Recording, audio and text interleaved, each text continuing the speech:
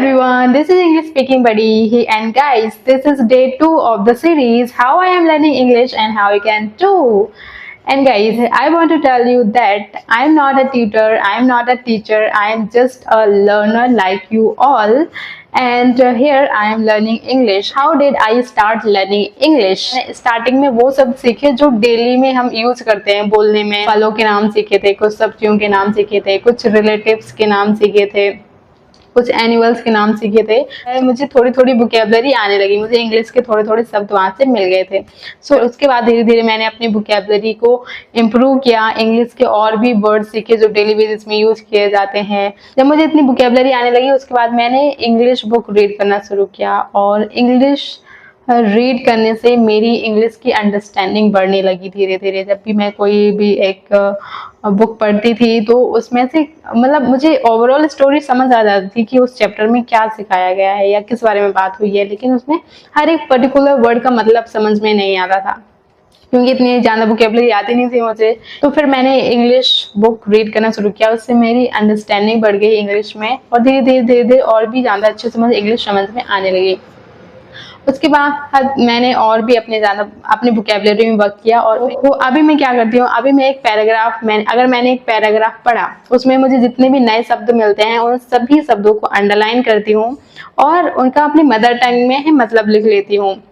सो वो मेरी वोकैबुलरी हो जाती है. फिर उस वोकैबुलरी को याद करके मैं फिर से सेम पैराग्राफ पढ़ती हूँ. उस वोकैबुलरी का मतलब समझने के बाद तब मुझे वो बहुत अच्छे से समझ में आ जाता है. मुझे उसका मतलब पता होता है एवरी वर्ड का कि इस पैराग्राफ में जो भी दिया है उसका मतलब क्या है. तो जब मैंने इतनी वोकैबुलरी सीख ली थी जिससे मुझे लगने लगा कि अब मैं इंग्लिश बोल सकती हूँ, तो उसी वोकैबुलरी जो भी शब्द रोजाना हम यूज करते हैं या जो भी हमारे एनवायरनमेंट में चीजें होती हैं उन सभी का मैंने मतलब सीखा धीरे धीरे और उसके बाद मैंने उन्हीं शब्दों के साथ धीरे धीरे बोलना शुरू किया.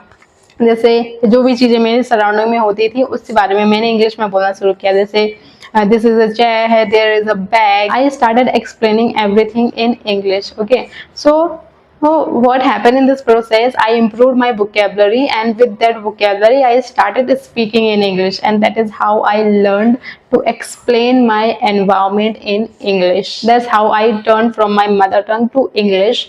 And so guys, इस तरह से मैंने इंग्लिश को सीखा बेसिक से. मतलब मेरा स्टार्टिंग पॉइंट जो था इंग्लिश सीखने का वो यही था और ऐसे ही मैंने स्टार्ट किया और आप भी ऐसे ही स्टार्ट कर सकते हैं अगर आप एक बिगिनर हैं. And conclusion of this video is पहले तो मैंने ABCD सीखी और उसका राइट प्रोनाउंसिएशन सीखा जो मुझे अभी हेल्प करता है चीज़ों को क्लियरली बोलने में एंड राइट प्रोनाउंसिएशन में बहुत हेल्प करता है. सेकंड चीज मैंने डेली बेसिस के पहले वर्ड सीखे है, वोकैबुलरी को इम्प्रूव किया और धीरे धीरे उन्हीं वोकैबुलरी के साथ बोलना शुरू किया.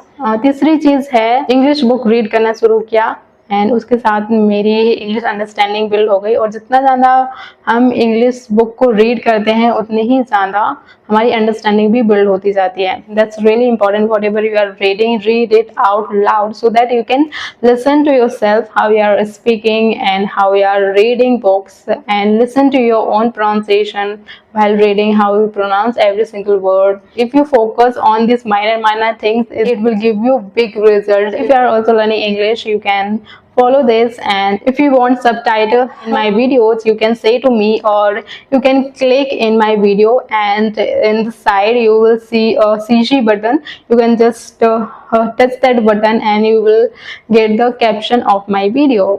Okay, this is for today. Hey, and I will meet you in the next